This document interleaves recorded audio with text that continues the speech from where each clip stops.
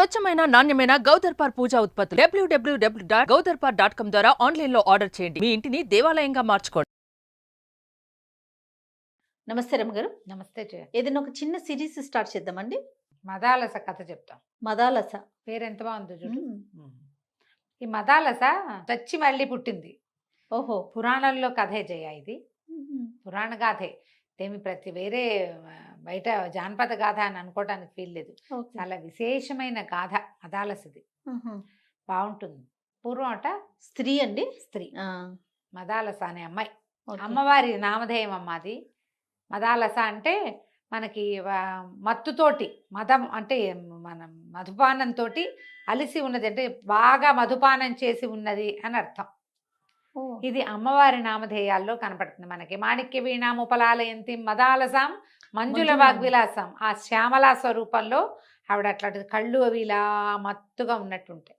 ఆ స్వరూపాన్ని అమ్మవారిని మదాలసగా చెప్తారు. ఆ మదాలస ఈ పేరు. ఓహో. బాగుంటుంది. విశేషమైన గాథ. ఇష్టం నాకు చాలా ఇది. పూర్వం శత్రుజిత్ అని ఒక రాజుగారు ఉండేవాడు. ఆయనకి చాలా విశేషమైన చదువు సంస్కారం కలిగిన వాడు. ఋతధ్వజుడు అని ఒక కుమారుడు కలిగాడు. మ్మ్. ఋతధ్వజుడిని కువలయాశ్వుడు అని కూడా అనేవాళ్ళు. చాలా విశేషంగా ఉండేవాడు. అద్భుతమైన చరిత్ర కలిగిన వాడు. అతను ఎందరికో సహాయం చేశాడని చాలా పెద్ద పేరుండేది. మ్మ్. అయితే అతను యమునా నది తీరంలో విహారంగా చేస్తూ ఆటలాడుకుంటూ తిరిగేవాడు. ఓకే. అతనికి ఈ యమునా నదిలోంచి వచ్చినటువంటి ఒక ఇద్దరు నాగకుమారులు. వీళ్ళెవరు? నాగలోకంలో ఒక ప్రభువుగా ఒక గ్రూపుకి ప్రభువుగా ఉండేటువంటి అశ్వతరుడు అనే నాగరాజు యొక్క కుమారులు. ఓ. ఆ నాగకుమారులు ఇద్దరు ఇటు పైకి వచ్చి భూలోకంలోకి వచ్చి ఈ మన కువలయాసుడు అని పేరు ఉన్నటువంటి ఋతధ్వజుడితోటి చాలా ఫ్రెండ్షిప్ చేసేవాళ్ళు. ఓ. తరచుగా భూలోకానికి వస్తుండేవాళ్ళు. చాలామంది స్నేహితులు కలిసి కబుర్లు చెప్పుకునేవాళ్ళు, ఆటలాడుకునేవారు, విహారాలు అవి చేసేవాళ్ళు. ఋతధ్వజుడు ఏమనాలంటే ఒక చాలా బాధాకరమైన సిచ్యువేషన్లో ఉన్నవాడు. మ్మ్. అతను రాజభారాన్ని వహిస్తూనే అదే తండ్రి రాజ్యం చేస్తుంటే ఇతనికి రాజ్యం లేదు. మ్మ్. ఈ స్నేహితులతోటి కాలక్షేపం చేసేవాడు. ఓకే. అయితే ఏమైంది, నాగకుమారులు ఒకసారి భూలోకానికి బయలుదేరుతుండగా మరి ఆయన అశ్వతరుడు నాగకుమారుల యొక్క తండ్రి, నాయన ఏమిటి ఎప్పటికప్పుడు భూలోకంలోకి వెళ్తున్నారు, ఏదైనా భూలోకంలో విశేషం ఉందా అంటే చాలా విశేషం ఉంది. శత్రుజిత్ అనే మహారాజు యొక్క కుమారుడు ఋతధ్వజుడు మా స్నేహితుడు. మ్మ్. అతను ఎంతో స్నేహపాత్రుడు, స్నేహశీలి, చాలా గొప్పవాడు. అతను ఒక రకమైన బాధలో ఉన్నాడు. ఆ రాజ్యానికి దాని మీద ఆసక్తి లేక యమునా నదీ తీరంలో గడుపుతూ ఉంటాడు. చాలా మంచివాడు. మ్మ్. మేము అతనితోటి వెళ్తున్నాము, కలవడానికి వెళ్తున్నామని చెప్పారు. ఏం జరిగింది అతనికి అంటే, పూర్వం ఒకసారి కొంతకాలం క్రితం అయితే ఈ కుమారులు చెప్పారు, ఋతధ్వజుడు చాలా మంచివాడు అనేసరికల్లా ఈయనకి మీకు నాగకుమారులని అంత ఇంప్రెస్ చేసిన ఋతధ్వజుడికి ఏదైనా బహుమతి ఇవ్వాలనిపించింది ఈయనకి, ఈ అశ్వతరుడికి. ఏం బహుమతి ఇవ్వమంటారు మీ స్నేహితుడికి అంటే, ఋతధ్వజుడికి కావాల్సింది మనం ఇవ్వలేము నాన్న, మ్మ్. తండ్రి మనం ఇవ్వలేము.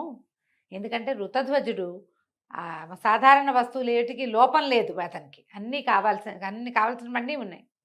అతనికి ఏది కావాలో అది మన వల్ల కాదు. ఓహో. అది లేదన్న బాధతోటే అతను ఇట్లా అయిపోయాడు. బాధపడుతూ యమునా నది తీరంలో విహారాలు చేస్తూ ఉంటాడు. అంటే ఏం జరిగిందని తండ్రి ప్రశ్నించేసరికి నాగకుమారులు ఇద్దరు చెప్పారు.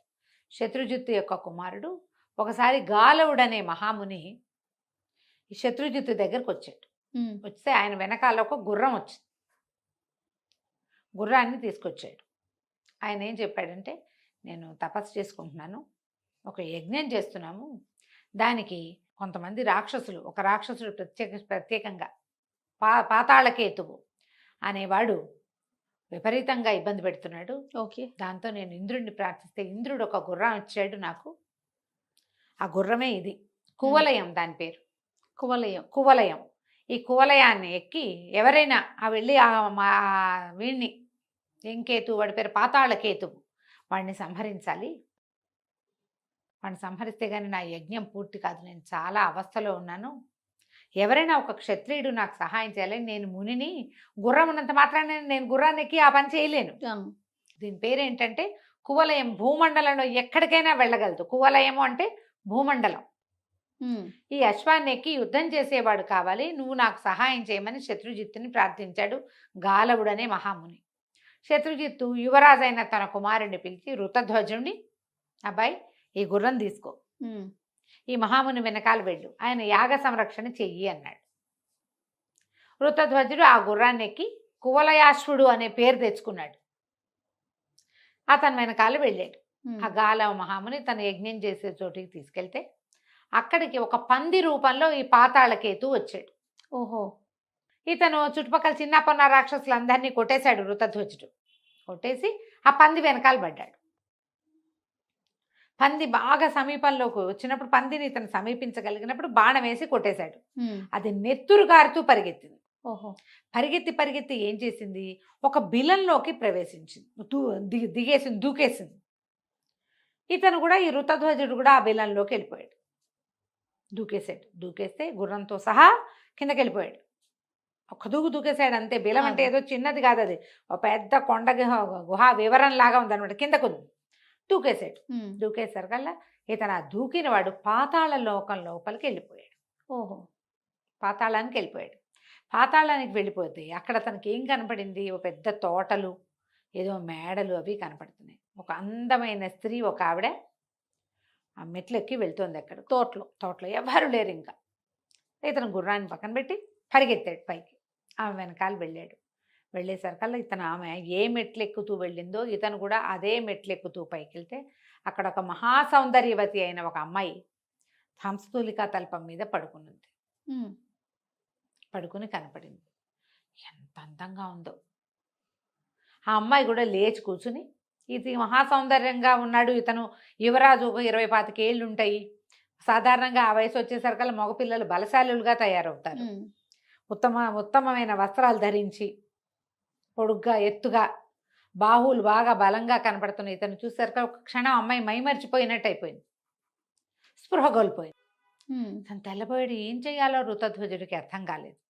అంతలో ఇంతకుముందు ఒక స్త్రీ మెట్లెక్కుతుంటే చూశాడు కదా, ఆమె ఇక్కడికి వచ్చింది. ఇతను ఏం లేదు పర్వాలేదు అని చెప్తున్నాడు కానీ స్పృహ తప్పిపోతే ఏం చేయాలో తెలియలే. ఆ అమ్మాయి వచ్చి, ఆ రెండో ఆవిడ వచ్చి ఈ పిల్లకి పరిచర్య చేసి కాస్త గంధం మొహం మీద మెడకి గంధం రాసి చల్లగా కొంచెం పన్నీరు చల్లి లేవదీస్తే ఆ పిల్ల సిగ్గుపడుతూ వీడి చెవిలో ఏవో 2 వాక్యాలు చెప్పింది. అప్పుడు ఇతను అడిగాడు ఋతధ్వజుడు, ఎవరమ్మా నువ్వు, ఏమిటి అని అడిగితే అప్పుడు ఆ అమ్మాయి చెప్పిందనమాట. రెండో ఆవిడే, కొంచెం పెద్ద ఆవిడ, అయ్యా నా పేరు కుండలి, నా భర్త శుంభుడనే రాక్షసుడి చేతిలో చనిపోయాడు. ఓహో. ఈ అమ్మాయి విశ్రావసుడు అనేటువంటి ఒక గంధర్వ రాజకుమార్తె. ఇక్కడ వజ్రకేతు అని ఒక రాక్షసుడు ఉన్నాడు, వాడి కొడుకు పాతాళకేతు అనేవాడు ఈ పిల్లని అపహరించాడు. నేను ఈమెకు పరిచర్య చేయటానికి నియోగించబడి ఉన్నా. అయితే ఈ అమ్మాయి ఈ వివాహం చేసుకుంటానని పాతాళకేతు ప్రకటించాడు. రానున్న త్రయోదశి నాడు ఈమెతోటి పెళ్ళి. ఈ అమ్మాయి ఆత్మహత్య చేసుకుందాం అనుకుంది. ఈ గంధర్వ రాజకుమార్తె ఆత్మహత్య చేసుకోబోతుంటే కామధేను వచ్చింది. ఆ సమయంలో వచ్చి, అమ్మాయి నువ్వు ఆత్మహత్య చేసుకోవద్దు, ఋతధ్వజుడు అనే రాకుమారుడు మానవుడు నీకు భర్త కాగలడని సెలవిచ్చింది. దాంతో ఋతధ్వజుడు కోసం వేచి ఉంది అమ్మడు ఇక్కడ. ఇప్పుడు నువ్వెవరివో కనపడ్డావు, ఋతధ్వజుడు అనే మానవుడు కోసం చూస్తుంటే నిన్ను చూసి మోహపరవశం వచ్చింది అమ్మాయికి. తను తప్పు చేస్తున్నాడు, తన భర్త కావాల్సిన వాడు వీడవనో కాదో అమ్మాయికి తెలియదు కదా. దాంతో నేను ఆమె దాన్ని తట్టుకోలేక ఎమోషన్ని, అయ్యో కామధేనువు సెలవిచ్చిన వాడు ఎవడో ఒక మానవుడు ఉండగా ఎవడో మానవుడిని చూసి నేను ఇలా మోహపడ్డం ఏమిటని అనిపించి ఆ దుఃఖంతో అమ్మాయికి స్పృహ తప్పింది. నాయన, పాతాళకేతువుని సంహరించేందుకు ఒక మానవుడు వస్తాడని, కువలయాశ్వుడు పేరుతోటి ఉంటాడని, అతనే ఈమెకి భర్తని కామధేనువు చెప్పింది. కామధేనువు చెప్పిన మాట తప్పుతోందని పిల్ల బాధపడుతోంది అని చెప్పేసరికల్లా ఇతను అన్నాడు, నేను మానవుడినే, నా పేరే ఋతధ్వజుడు, నన్నే కువలయాశ్వుడు అంటారు.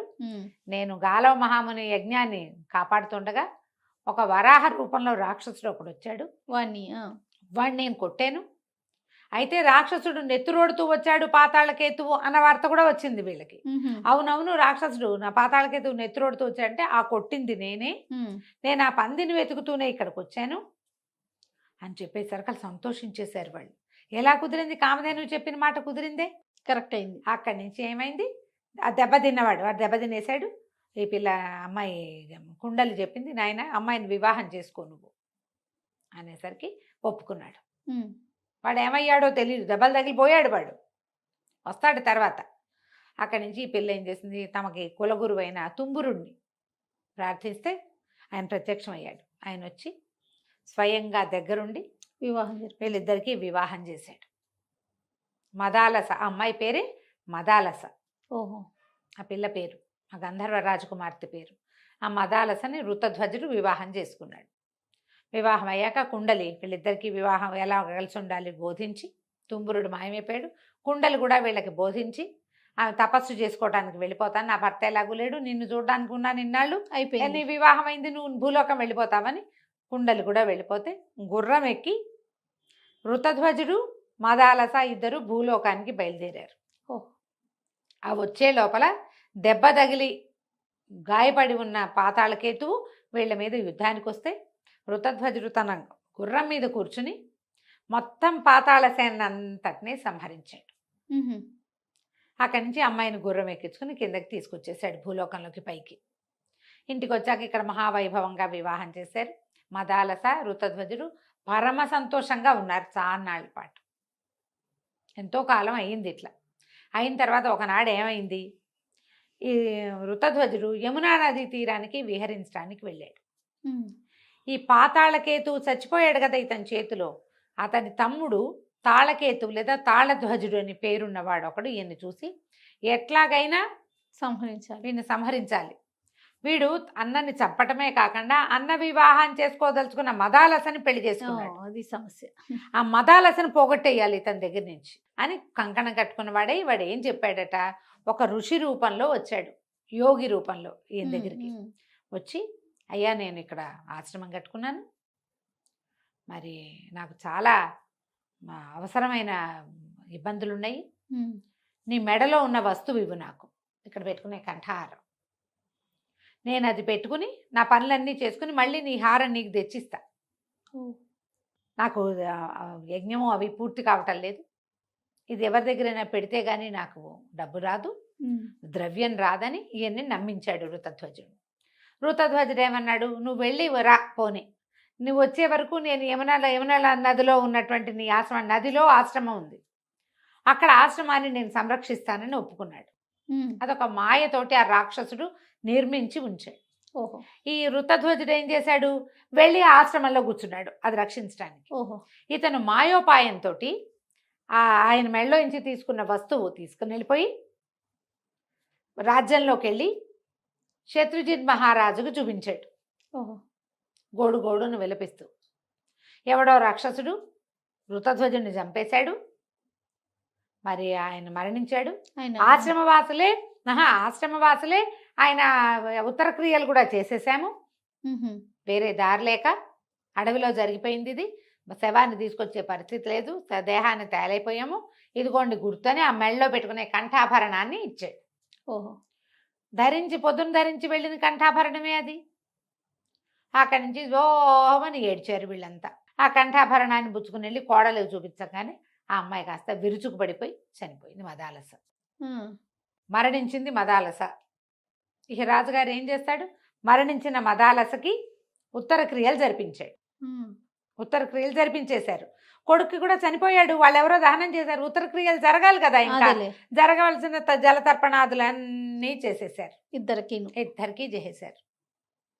కొద్ది రోజులు గడిచిన తర్వాత ఎప్పటికీ ఈ తాళధ్వజుడో తాళకేతువో రాకపోయేసరికి ఈ ఋతధ్వజుడు తాళకేతువు రాలేదని వెనక్కి వచ్చాడు. ఉమ్. ఆశ్రమ రక్షణ అంతా పరిసమాప్తం చేసి అక్కడ ఎవరు ఏమీ లేకుండా చేసి దాన్ని జంతువులు కూడా రాకుండా ఏర్పరిచి బయటకు వచ్చాడా? రాజ్యంలోకి వచ్చేసాడు. వచ్చేసరికి ప్రజలంతా చూస్తారు, ఇంతగా ఏమిటి ఈయన ఎవరో ఒకరి నుంచి వచ్చేస్తున్నాడు సడన్ గా. ఉమ్. ఈయన కోటలోకి వెళ్ళేసరికల్లా తండ్రి విరుచుకుపడిపోయాడు, అయ్యో నా పిల్లాడు బతికే ఉన్నాడు అని. తీరా చూస్తే ఇంకేముంది, ఆ పిల్ల కాస్త చచ్చిపోయింది, దాని అంత్యక్రియలు చేశారు. ఎవరు చచ్చిపోయారని ఆ అమ్మాయి చచ్చిపోయిందో అతను బతికే ఉన్నాడు. అయ్యో. చనిపోయిన మదాలసను చూస్తూ గుర్తు చేసుకుని ఏమీ చేయలేక ఋతధ్వజుడు అన్నపానాదుల మీద ఆసక్తి లేదు, ఉమ్.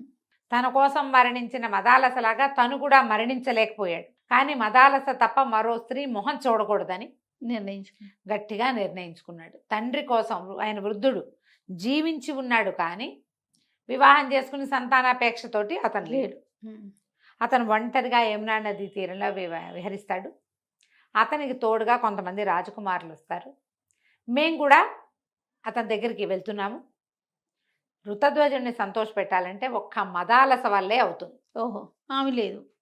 మదాలసను ఎట్లా తెచ్చి ఇవ్వగలం తండ్రి, మనం ఏ వస్తువు ఇచ్చినా అతను సంతోషపడ్డు అని చెప్పారు నాగకుమారులు ఇద్దరు, అశ్వతరుడు అనే నాగరాజుకి. ఆయన ఇదంతా విని మదాలసనే తెచ్చే ప్రయత్నం చేద్దామని అనుకున్నాడు. చనిపోయిన అమ్మాయిని మళ్ళా పుట్టించడానికి ఈయన ఏం చేశాడట, మొదట హిమాలయాల్లో సరస్వతీదేవి కోసం తపస్సు చేశాడు. చేసి శివుణ్ణి ప్రత్యక్షం చేసుకునేందుకు కావలసిన స్తోత్రాన్ని ఆవిడ దగ్గర నుంచి వరంగా పొందాడు. అది తపస్సు అయిపోయాక కైలాసానికి వెళ్ళి పరమేశ్వరుడి కోసం మళ్ళీ తపస్సు చేశాడు. ఏ స్తోత్ర పాఠాలైతే సరస్వతీదేవి దగ్గర ఆయన అనుగ్రహం పొందాడో ఆ స్తోత్రంతో పరమేశ్వరుని స్తుతించి వెంటనే ఆయన తన స్తుతికి ఒప్పుకునేలాగా, తన మాటకి తను అడిగిన కోరిక తీర్చేలాంటి వరాన్ని పొంది ఆయన్ని అడిగాడు, మదాలసని మళ్ళీ పుట్టించు. ఏ రూపంతో ఏ వయసులో ఏ జ్ఞానంతో చనిపోయిందో అదే వయసు అదే రూపం అదే జ్ఞానంతో పూర్వజన్మ స్మృతితోటి మహాయోగినిగా ఉండేటువంటి ఆలోచన విధానంతో ఆత్మజ్ఞానం కలిగిన స్త్రీగా నాకు పుట్టించు, నాకు కూతురుగా జన్మనిచ్చేందుకు అవకాశాన్ని ఇవ్వు అని అడిగితే పరమేశ్వరుడు తథాస్తు అన్నాడు. తన కొడుకులతోటి సరదాగా కాలక్షేపం చేసే ఋతధ్వజుడికి సంతోషం కలిగించే క్రియ కోసం చేశాడు ఈయన. ఎంత తపస్సు చేశాడు, అద్భుతమైన విషయం. అక్కడి నుంచి ఈ అశ్వధరుడు ఆయన సోదరుడు కంబలుడు ఇద్దరు రాజ్యానికి వచ్చేశారు. వచ్చాక ఆయన ఏం చేశాడు, పాతాళ లోకానికి వెళ్ళి పితృతర్పణం చేసి మధ్యమ పిండం, 3 పిండాలు పెడతారు, మధ్యమ పిండాన్ని భుజించాడట. ఆయన 5 తలలవాడు. ఆయన మధ్య శిరస్సులోంచి వచ్చినటువంటి మధ్యమ ఫణంలోంచి వచ్చిన ఒక నిట్టూర్పు ద్వారా మదాలస బయటపడింది. ఏ రూపంతో చనిపోయిందో, ఏ తెలివితో ఏ తెలివిడితో చనిపోయిందో అదే స్వరూపంతో ఆమెను పుట్టించాడు అతను. పరమేశ్వరుని అనుగ్రహం వల్ల ఆమెను సేవించి, అమ్మ నీ భర్తతో నేను కలుపుతాను, నువ్వు ఇక్కడ రహస్యంగా ఉండు, నువ్వు ఉన్నట్టు ఎవరికీ తెలియదని ఒక మందిరంలో ప్రవేశపెట్టాడు. గోళంతమంది సఖీ జనాన్ని ఏర్పరిచాడు. కుమారులు ఇద్దరిని పంపించి ఋతధ్వజుడిని పిలిపించి ఋతధ్వజుడు వచ్చాడు. వస్తే చక్కగా ఆయన్ని సేవించాడు. ఆయనకు నమస్కారం చేసి అనేక ఆశీర్వచనాలు ఇచ్చాడు. భోజనానికి కూర్చోబెట్టారు. నీకు ఈ కోరిక చెప్పు, నీకేం కావాలో అడుగు, నేను ఇస్తానంటే నాకేం కావాలి, నాకు ఏ కోరికలు లేవు. మా తండ్రి రాజ్యం చేస్తున్నాడు, మా తండ్రి బాహువులనే మర్రి చెట్టు కింద విశ్రాంతిగా ఉన్నాను, నేను ఏమీ లేవు నా కోరికలు అంటే ఎంకరేజ్ చేశారు బాగా. ఎంకరేజ్ చేయగా అప్పుడు మదాలసను చూడాలని ఉంది అని బయటపడ్డాడు. ఈయన అన్నాడు, అయ్యా మదాలసను చూడాలంటే ఏదో మహాద్భుతం జరగాలి, ఏదైనా శాంబరీ మాయతోటి చూడాలి మనం. అంటే ఏదైనా ఒక క్షుద్ర ప్రయోగంతో చనిపోయిన వ్యక్తిని చూడగలుగుతాం మనం. అంటే ఇతనికి వచ్చే సిగ్గుబడి, మాయ అయినా సరే మళ్ళీ మదాలసను ఒకసారి చూడాలని ఉంది నాకు అంటే, సరే ఏం చేశారు, తీసుకెళ్ళి అంతఃపుర ప్రవేశం చేయించారు. ఆ మదాలస అక్కడ నిలబడి ఉంది. నిర్ఘాంతపోయాడు ఇతను. ఏ స్వరూపంతో చచ్చిపోయిందో అలాగే ఉంది. పరిగెత్తుకుంటూ వెళ్ళాడు దగ్గరికి. ముట్టుకోవద్దు ముట్టుకోవద్దు, మాయ మాయ అని కేకలు పెట్టారు వీళ్ళు వెనక నుంచి. మాయమైపోతుంది, ముట్టుకోకూడదు, మాయతోటి కనపడుతోంది అని చెప్పారు. చెప్తే ఆ ఉద్వేగాన్ని తట్టుకోలేక స్పృహ తప్పి పడిపోయాడు. ఇప్పుడు ఏదో కనపడింది, కావలించుకుందాం అనిపిస్తుంది సహజంగా కదా, సహజం, మనకైనా జరిగేదే అది. దాంతో తన మళ్ళీ స్పృహ తెప్పించి, మేము నిన్ను వేళాకోళం చేశాను నాయన, ఇదిగో మదాలస అని ఆమె చెయ్యి అతని చేతిలో పెట్టారు. మహాద్భుత సౌందర్యవతైన మదాలస ఏ రూపంతో, ఎలాంటి బుద్ధితో, ఎలాంటి జ్ఞానంతో మరణించిందో అదే స్వరూపంతో పుట్టి దాంతోపాటుగా ఆత్మజ్ఞానాన్ని కలిగి ఉన్న స్త్రీగా ఇతనికి లభించింది. మళ్ళీ మదాలసను తెచ్చుకున్నాడు. ఆయన భూలోకంలో ఆమెను చూసి ఎంత ఆశ్చర్యపోయారో. అశ్వతరుణ్ణి వేనోళ్ళ శ్లాఘించారు, పొగిడారు. రాకుమారుడి కోరికని, సంతోషాన్ని ఈ రకంగా సరిపెట్టినటువంటి నాగులకి విపరీతమైన వైభవాలు జరిపారు. వాళ్ళ వల్ల ఇది జరిగింది అంతే అని. కదా. అతను ఎంతో సంతోషంగా ఉన్నాడు. శత్రుజిత్తు గారు రాజ్యాన్ని విడిచి కుమారుణ్ణి రాజుని చేశాడు. చాలా కాలం మదాలసతో సంతోషంగా ఉన్నాడు వృత్తధ్వజుడు. అయితే ఏమైంది, కొంతకాలానికి మదాలస గర్భవతి అయింది. ఆమెకొక కుమారుడు కలిగాడు. అయితే రాజుగారు విక్రాంతుడు అని పేరు పెట్టాడు పిల్లవాడికి. నవ్విందిట ఆవిడ, మదాలస నవ్వింది. అక్కడి నుంచి పిల్లవాడిని ఆత్మజ్ఞానంతో ఉయ్యాలుడు చెప్పేది ఎంతసేపు, నువ్వు వ్యాపివి, ఎక్కడైనా ఉంటావు. ఇవాళ ఈ రూపంలో ఉన్నావు, రేపు ఇంకో రూపంలో ఉంటావు. అలాంటి జోలపాటలే పాడేది. ఎవరివాడు ఈ జీవుడు, ఎవరికి ఏమవును ఈ జీవుడు లాంటి ఉయ్యాల పాటలు పాడేది. మెల్లిగా పెరుగుతుంటే పిల్లవాడికి తెలుస్తోంది, ఇది నేను కాదు, ఇది నాది కాదు, రేపు నేను ఇక్కడ ఉండను. అలాంటి జ్ఞానం ఆమెకి, ఏ ఆత్మజ్ఞానం ఉందో పిల్లవాడికి అది అలవడింది. వాడికి ఇహ మీద ఏ ఆసక్తి లేకుండా అయ్యాడు. ఇంకొంతకాలానికి రెండోసారి కూడా కుమారుడే కలిగాడు. వీడికి సుబాహు అని పేరు పెట్టాడు రాజు. అప్పుడు కూడా నవ్వింది మదాలస. వాడికి కూడా ఆత్మజ్ఞాన బోధ చేసింది. వాడు సంసారం మీద ఆసక్తి లేకుండా అయిపోయాడు. మూడోసారి మళ్ళీ కుమారుడు కలిగాడు. వీడికి అరిమర్దనుడు అని పేరు పెట్టారు. రాజుగారు పెట్టుకుంటున్నాడు పేర్లు. వీడు మళ్ళీ నవ్వింది. మళ్ళా వీడికి కూడా ఆత్మజ్ఞాన బోధే చేసింది. నాలుగోసారి మళ్ళీ కుమారుడు కలిగినప్పుడు రాజు అన్నాడు, నేను ఏ పేరు పెట్టినా నవ్వుతావు, వాళ్ళని సంసారానికి పనికి రాకుండా చేస్తున్నావు, వీడికి నువ్వే పెట్టు పేరు. వీడినైనా ఈ సంసారానికి సరిపడా చదివేదన్నా చెప్పు పిల్లవాడికి, ఈ ఆత్మజ్ఞానాన్ని పక్కకు పెట్టేవాడు రాజు అవ్వాలి అని గట్టిగా చెప్పాడు. చెప్తే ఆవిడ నవ్వి ఏం చెప్పింది, నువ్వు పేరు పెట్టిన పేర్లే అసంబద్ధమైనవి. విక్రాంతుడు అంటావు, సుబాహు అంటావు, అరిమర్దనుడు అంటావు. జీవుడు శాశ్వతమైన వాడు. వాడు ఇవాళ ఈ శరీరంలో ఉంటాడు, రేపు ఇంకో శరీరంలో ఈ చొక్కా విప్పి ఇంకో చొక్కా వేసుకుంటాడు. వాడు అదేదో అయిపోవాలని చేయకూడదు. సరే వీడికి పేరు పెడతాని అలర్కుడు అని పేరు పెట్టింది. రాజుకు పిచ్చి కోపం వచ్చింది. అలర్కుడు ఒక పేరా? అలర్కుడు అలర్క శబ్దానికి కరెక్ట్ అర్థం పిచ్చి కుక్కని, వెర్రి కుక్క. ఇట్లాంటి పేరు పెడతావా నా కొడుకు అన్నాడు. అంతే, ఆత్మజ్ఞానం లేనివాడు వెర్రి కుక్క కాకపోతే ఏముంది? వీడికి జ్ఞానం లేదు, జ్ఞానశూన్యుడు.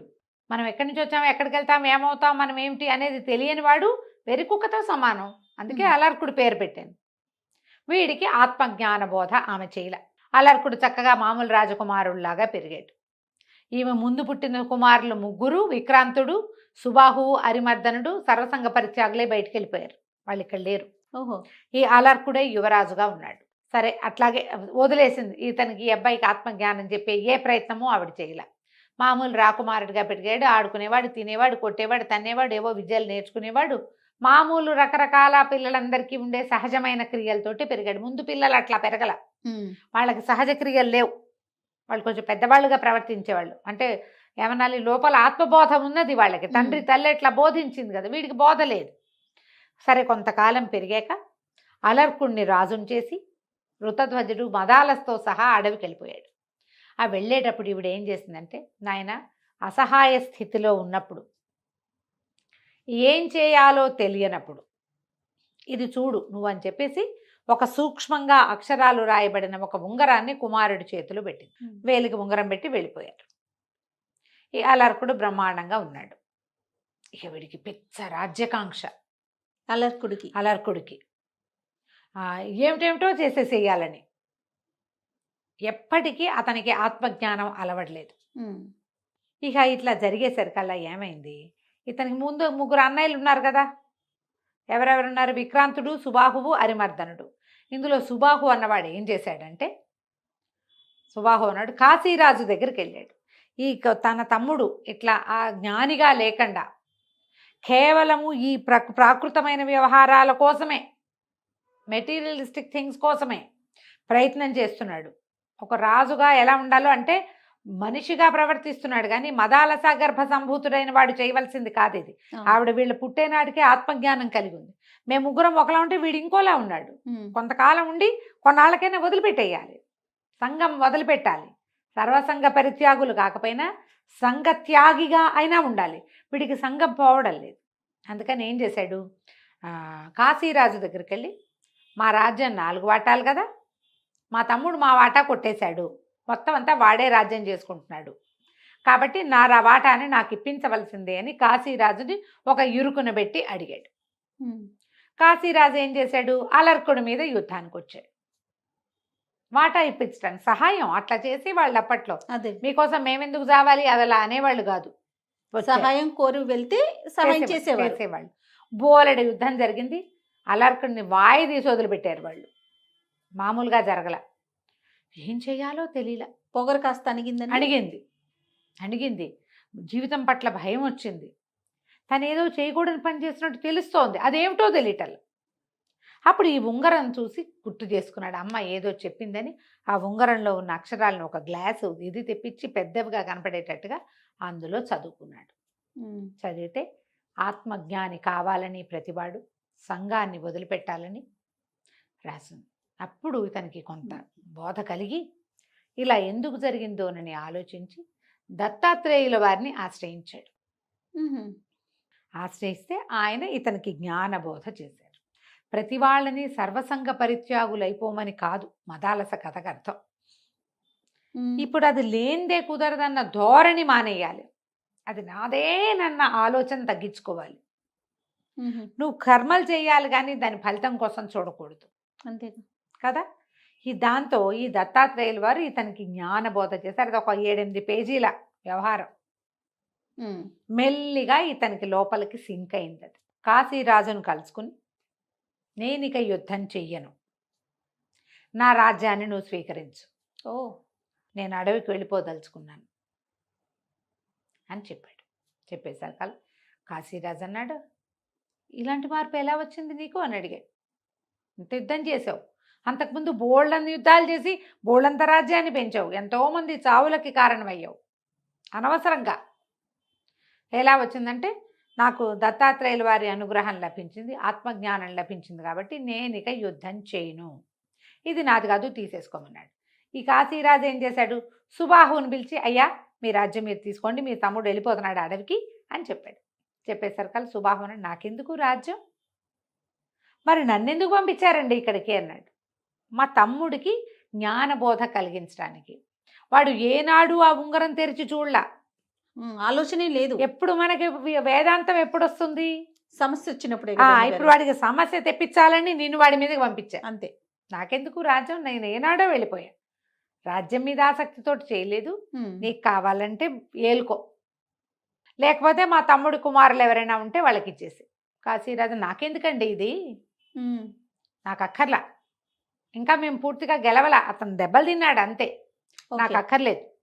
ఇప్పుడు మీరు సొంత రాజ్యపు ఓనరేమో ఇచ్చేస్తాడా, హక్కుదారుడేమో నాకెందుకంటాడా, నాకు మాత్రం ఎందుకు, నాకేం హక్కు ఉంది? మీ తండ్రి సంపాదించిన రాజ్యం, మీ తమ్ముడు పెంచిన రాజ్యం, ఇది మీ తాతలది, నేనెందుకు తీసుకుంటా, నాకు అక్కర్లేదని వెళ్ళిపోయాడు. ఆయన కూడా జ్ఞానం చూడండి, ఆయన కూడా జ్ఞానం వచ్చింది. ఎందుకంటే దత్తాత్రేయుల వారి బోధ విన్నాడు, అలర్కుడి బోధ విన్నాడు, ఈ సుబాహు బోధ విన్నాడు. కాశీరాజు వెళ్ళిపోయాడు వెనక్కి.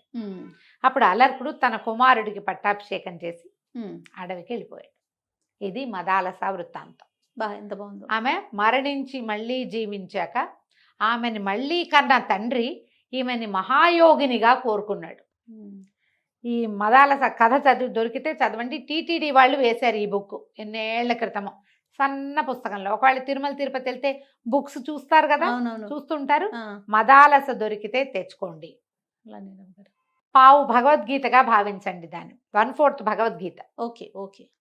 మదాలస తన కొడుకులకి ఏం పాట పాడిందో, అవి కూడా ఏం చెప్పిందో అందులో ఉంది. ఒకటి దత్తాత్రేయుల వారు అలర్కుడికి ఏం బోధించారో కూడా వివరంగా ఉంటుంది. నేను బ్రీఫ్గా కథే చెప్పా, చక్కగా చదవండి. పిల్లలకి నేర్పించాలి అని మాత్రం అనుకోవద్దండి, పిల్లలకి కాదు, మనకి ముందు మనకు అర్థమయ్యేలాగా చదువుకుంటే చాలా విశేషమైన కథ.